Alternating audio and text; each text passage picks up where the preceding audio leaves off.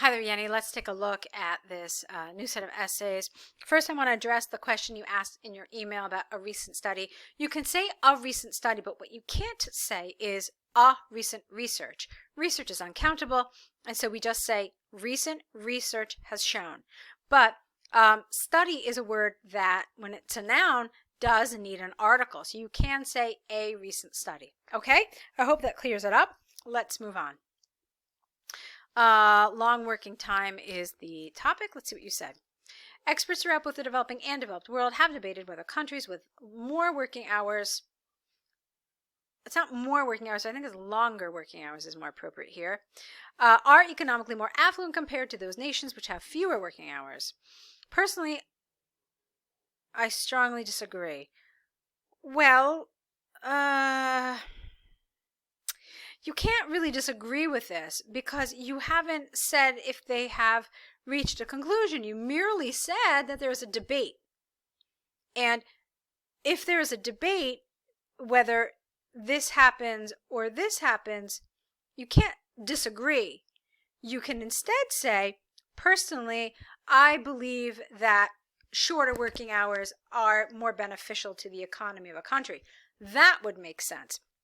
But here you can't really disagree with this because what you've shown us is just a debate, not that there's been some conclusion about the debate. Okay? Does that make sense? I hope so.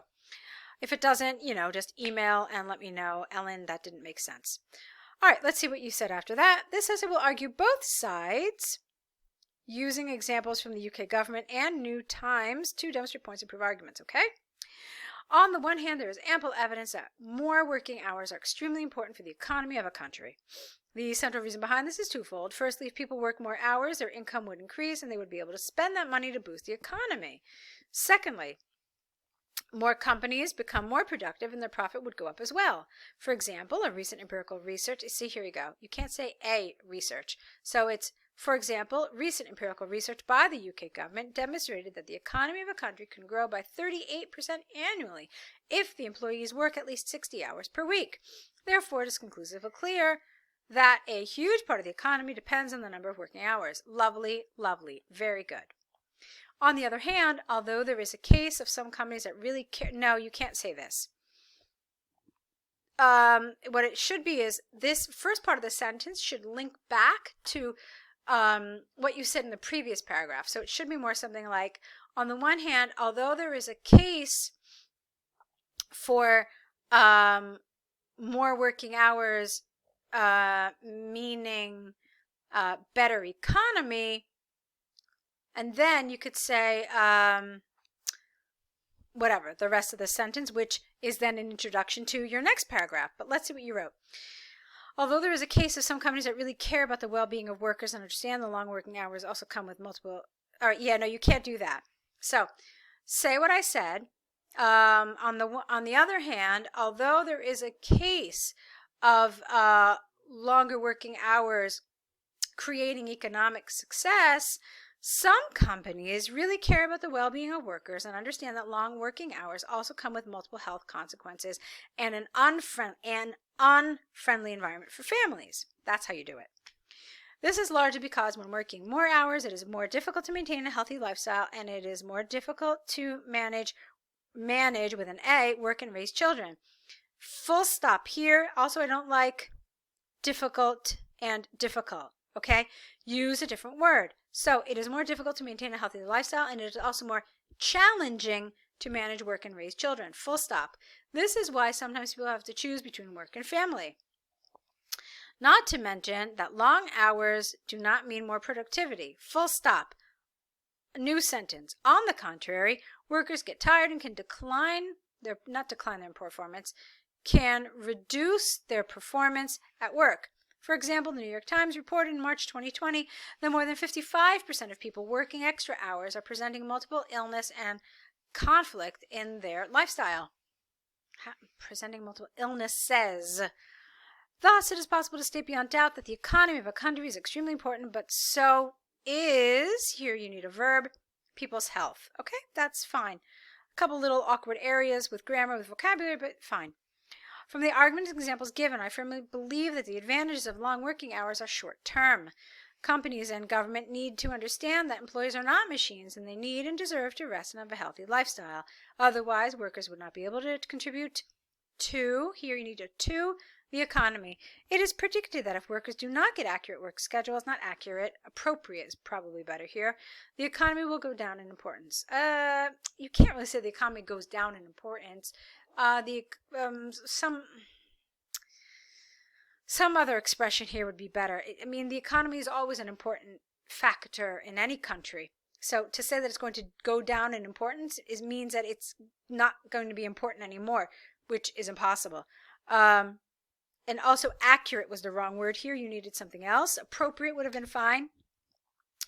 Yeah, that's pretty much it about this. Okay, so like I said, some awkwardness. Some inaccuracies with grammar and vocabulary, but on the whole, I thought it was a fine essay. It was good. Let's take a look now at shoe sales. Let's see. All right. I'm going to do a quick word count. Just bear with me for a second, okay? Let's see what you've got here. 166 words, so you're fine. It looked kind of short. You've got like big spaces here, but it still felt kind of short to me, but you're over the minimum, so that's fine. The bar chart demonstrates information regarding two categories, IES, of shoe sales.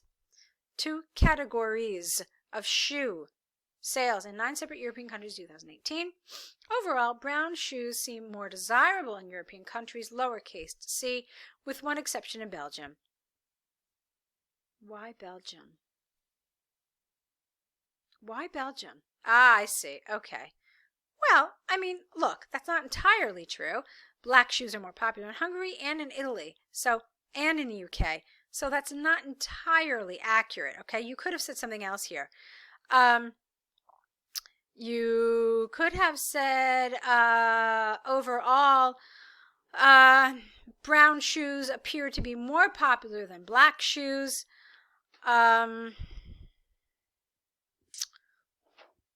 That's one thing you could have said. Or you could have said overall, the most sold shoe was of black leather in Hungary, and the least sold was brown leather shoes in Belgium. It's another way you could have done this, okay? Or you could have said, on average, brown shoes outsold black leather shoes. That also would have been okay. All right, so let's move on. Now, this is what you said, with one exception in Belgium. Well, you already said that that's not accurate. But the other thing that I don't really like is this sentence here. This is supposed to be your overview.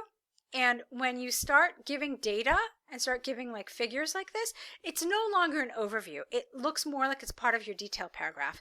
So there are a couple of things you can do with your overview. You can either put it in its own separate paragraph, or you can attach it to the paragraph that has the introduction. So it's just introduction, overview, and then you start a new paragraph with your details. All right? But when you put details like this with your overview, this stops looking like an overview. All right? So although we say that paragraphing isn't really important in task 1, in cases like this it is. So this sentence should have moved. So let's see what you wrote in that sentence. Belgium was a country with fewer sales of brown shoes, reaching less than 10,000, while Hungary's sales were really popular, achieving more than 120,000 with another 0 in both kinds S of shoes. Okay, still, because of that data, it didn't really belong here. In 2018, France, UK, and Germany sales of black shoes reached 35, 170,000, and brown shoes 70, 75, and 120,000 respectively. Why did you organize it like this? Ah, I see. You just said, let's go down the row. Okay. Both Germany and Ireland had the same sales regarding black shoes, while Holland's apostrophe S sale for brown shoes was almost 10 times higher than those of Belgium. Okay, let's move on. Poland has the highest sales in brown shoes, in 2018, reaching about 140,000, broadly similar to Hungary, but with black shoes. Each country has a favorite kind of shoes. However, Hungary and Italy's preferences were kind of close. Hungary's sales between black and brown shoes was less than 5% difference, whereas Italy's difference was around 10% sales. Okay. The grammar is good. All right, you can see that I didn't really have to correct a whole lot. The vocabulary was also fine. What I have an issue with in this task 1 is with 2 things. It's with the information you decided to talk about, and then it's also the way you organized your ideas, okay? So if task achievement talks to us about how detailed and how developed this task 1 is, coherence and cohesion talks about how you organized your paragraphs and how you organized your ideas. And that's where I think you run into a big problem. You see, what you did here is you just, started with France and you just went down the row. And that is what we call a mechanical description of this, because you're not really putting any critical thinking into this data. You're not reporting. You're just telling me France was this, whereas UK was that, and Germany was this, whereas Ireland was that. And that's not reporting, okay? Reporting is something a little different. So let's talk a little bit about what you could have done here. One thing you could have done is you could have had 2 detailed paragraphs where the first one was about black leather shoes and the second one was about brown leather shoes. So let's talk about how that black leather shoe paragraph could have gone. One thing that I always tell students is that they can use these numbers along the side as a guide. This will kind of help you organize your data. So don't be afraid to use those numbers. So here's what you could have done. You could have said that the highest number of shoes sold in any of the 9 European countries was black leather shoes in Hungary, where approximately 140,000 black leather shoes were sold. This was followed closely by black leather shoes in Italy at whatever that number is.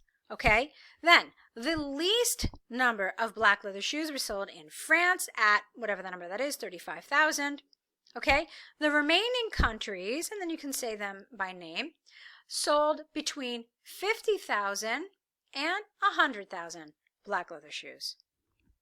Okay, so that's the way you organize this. And then you can do something very similar for brown leather shoes. All right, where for brown leather shoes, you could say 4 countries sold over 100,000, namely, and then go down the row. Poland, Hungary, Germany, and Italy at X, Y, Z, whatever. Okay, and then you can talk about Belgium, the least, and also highlight the fact that this was the lowest number of any kind of shoe sold. And then you've got these 1, 2, 3 countries that sold somewhere in between. All right, and that's it. You're done. So that's a clean, clear way of organizing. So you highlight the biggest things, you highlight the lowest, and then you just kind of group together effectively some of those middle figures. All right, so I hope that helps. I hope that explains a little bit about one of the ways you could do this. Of course, there are other ways, but I personally find this way to be particularly effective. It makes it very easily readable. All right, so go ahead, Yenni, and correct these, return them back to us, and let's see what you do in your next set. Okay, good luck.